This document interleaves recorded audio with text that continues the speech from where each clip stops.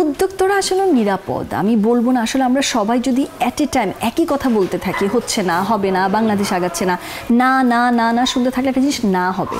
আমরা জানি প্রবলেম আছে, প্রবলেম প্রত্যেকটা জায়গায় আছে, কিন্তু আপনাকে চিন্তা করতে হবে পজিটিভলি। যা হওয়ার তা তো হয়ে গেছে, এখন তো আমরা মানে যা আমাদের দেশে হয়েছে এরপরও কিন্তু দেশ চলছে, আমি আপনি কিন্তু বেঁচে আছি, খাচ্ছি, এবং আমরা এখনও কিন্তু এন্টারটেইন নিয়ে কাজ করছি। দেখেন এখনও কিন্তু আমি সেফ আছি, তো এটার জন্য সবার আগে শুক্রিয়া জানাই আমরা।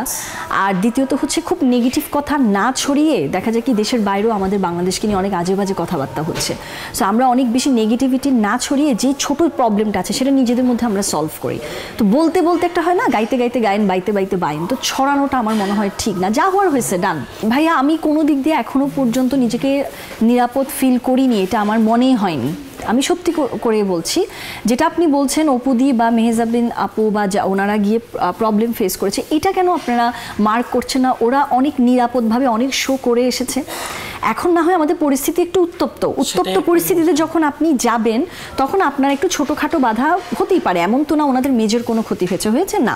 হতে পারে কেউ বলেছে এখন প্রোগ্রাম করতে পারবেন না, বা দু একটা ইস্যুজ হয়তো বা হয়েছে। তো এগুলোকে এত প্রমিনেন্ট করে আসলে আমার মনে হয় না সোশ্যাল মিডিয়াতে আনাও উচিত। ইভেন ভাইয়া আমরা কি প্রবলেম ফেস করিনি? অবশ্যই করেছি। মানে ওই 2-3টা মাস আমাদের তো নিজের গায়ে থেকে টাকা দিয়ে হয়তো আমাদের স্যালন চালাতে হয়েছে, বাট এটাও ঠিক মাসে 12টা মাসে আপনার 3 মাস একটু স্লো ডাউন যেতেই পারে, কিন্তু বাকি 9 মাস তো আপনি কামাচ্ছেন, তাই না? এখন কিন্তু সিচুয়েশন ভালোর দিকে যাচ্ছে ভাইয়া, খারাপের দিকে যাচ্ছে না, এবং বাংলাদেশ খুব ভালো একটা জায়গায় যাবে, এটা আমি বিশ্বাস করি এবং মনে প্রাণে বিশ্বাস করি, এবং আমাদের সকলে এটা বিশ্বাস করা উচিত। ও মাই গড, সেটা বলে আপনাকে শেষ করতে পারবো না কি পরিমাণ মেধাবী। বাট যেটা হয় আমরা এটা চিন্তা করি সুযোগের অভাব, আর অল্প বয়সে বিয়ের এখনও প্রবণতা রয়ে গেছে, এখনও ফ্যামিলি থেকে প্রবলেমটা হয়, একটা মেয়ে অনার্স কমপ্লিট করার আগে তাকে বিয়ে কি করে দিবে সেই ব্যাপারটা চলে এসেছে। আদারওয়াইজ একটা ছেলে থেকেও, আমি ছেলেদেরকে ছোট করছি না ভাইয়া, বাট মেয়েরাও ছেলেদের মতন বা ছেলেদের চাইতে বেশি ইনকাম করার সেই ব্যাপারটা কিন্তু বর্তমান যুগে কিন্তু হয়ে গেছে। আসলে এই আপনি যে কথাটা যে আস্ক করেছেন ওটাই সহজ না, ওইটাই সহজভাবে অ্যান্সার দেওয়া যায় না। কথা হচ্ছে যদি একটা ছেলের ক্ষেত্রে বলি, আল্লাহ তাআলা আমাদের ছেলে মেয়েদেরকে দুজনকে বানিয়েছেন কিছু চিন্তা ভাবনা করেই বানিয়েছেন।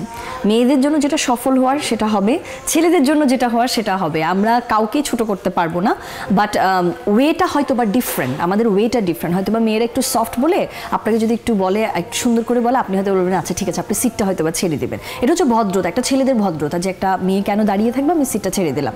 আবার তদ্রুপ একটা ছেলের ক্ষেত্রে হয়তো বা ওই জিনিসটা হয় না, বাট ছেলেরাও অন্য জায়গায় হয়তো বা বেনিফিট পাচ্ছে। বোঝাতে পেরেছি? It's a vice versa thing, কিছু মেয়েদের জন্য সহজ, কিছু ছেলেদের জন্য সহজ। ভাইয়া আলহামদুলিল্লাহ আমার কিন্তু কোনো কিছুর অভাব নাই, বাই ফ্যামিলি যদি আমি বলি, বাট তারপরে আমার অনেক হার্ডশিপ ছিল, আমার কষ্ট ছিল, হ্যাঁ, বাট ওই রকম না হয়তো বা, বাট ছিল একটা জার্নিতে, স্টিল আছে। কিন্তু আমি যেটা বলবো, কষ্টের ব্যাপারটা যদি বলি, আমাদের মা থেকে যদি স্টার্ট করি, ঠিক আছে, পুরো ফ্যামিলি ওনারা ধরে রাখছেন, দেখছেন, বাচ্চা কাচ্চা বড় করছেন, খাবার দাবার একই প্রসেসে তারা সকাল থেকে রাত পর্যন্ত কিন্তু ডিউটি করেই যাচ্ছেন, ঠিক আছে। এগুলো আপনি প্রশ্ন করে বা বলে এগুলো আমি বোঝাতে পারবো না, এটা হচ্ছে একটা মেয়েদের দায়িত্ব। এখন এই দায়িত্ব আপনি নেবেন কিনা, যেমন আমি যদি বলি আমি বিয়ে করতে চাই না, বিকজ আমি দায়িত্ব নিব না, কেউ কি আমাকে কিছু বলবে না, কিন্তু আমি যদি বিয়ে করি তাহলে আমার ঠিকই স্বামীর দায়িত্ব নিতে হবে, ঠিকই বাচ্চার দায়িত্ব নিতে হবে, ঠিকই আমার ঘর ক্লিন করতে হবে, পাশাপাশি নিজেকে সুন্দরও রাখতে হবে, কারণ সুন্দর রাখাটা বর্তমান যুগে খুবই গুরুত্বপূর্ণ। এর পাশাপাশি আপনাকে ইনকামও করতে হবে। একটা মেয়ে ইনকাম না করলেও হাজব্যান্ড দেখা যায় কি অনেক সময় পাত্তাও দেয় না, এই জিনিসটা আমরা ইদানিং ফেস করি। তো মেয়েদের কাজটা একদিক দিয়ে টাফ, বাট আপনাকে চুজ করতে হবে কোন জিনিসটাতে আপনি আগাবেন। ফ্যামিলি অনেক কনজারভেটিভ, অ্যান্ড আমার বাবা, আমার ভাইয়ের একটা আলাদা পরিচিতি আছে চট্টগ্রামে, এবং ওই সমস্ত ফ্যামিলি থেকে মেয়েরা জব করা, বিজনেস করা, মিডিয়াতে তো প্রশ্নই আসে না, চিন্তাই করতে পারে না আমার ফ্যামিলি। তো সেই জায়গা থেকে আসলে আমার জন্য টাফ এটাই ছিল যে লাইক আমি কাজ করব, বাসায় যে বলবো সেই সাহসটাও আমার ছিল না। তো আমার প্লেটে যেটা ছিল সেটা থেকে আমি বাসা থেকেই মানে প্রথমে আমি ক্লোদিং লাইন স্টার্ট করি, আমার কাপড়ের বিজনেস দিয়ে আমি স্টার্ট করি, যেটাতে আমার মায়ের খুব সাপোর্ট ছিল। বাসা থেকে আমি বের হতাম না, বাসায় বসে আমি সব কিছু করতাম, মানে আমার খুব ভালো আমি ইনকাম করতাম। তো এইভাবে আমার জার্নিটা স্টার্ট, আস্তে আস্তে বাসা সবাই ইজি হয়েছে, এখন অনেক বেশি অ্যাপ্রিসিয়েট করে। এই যে আমি স্যালন দিলাম নিজে, আমার স্যালন মাশাআল্লাহ খুব ভালো চলছে। এখন আমি ঢাকায় একটা স্যালন দিব, ওটার জন্য বেসিক্যালি আমার ঢাকায় বেশি আসা যাওয়া হচ্ছে এখন। না বলি ভাই, আমি ট্যাক্স দিই, কিন্তু আমি ভ্যাট দিই, আমার রেজিস্টার্ড কোম্পানি। সো এই কথাটা আসলে ইনকামের কথাটা এইভাবে বলা যায়, 1,75,000।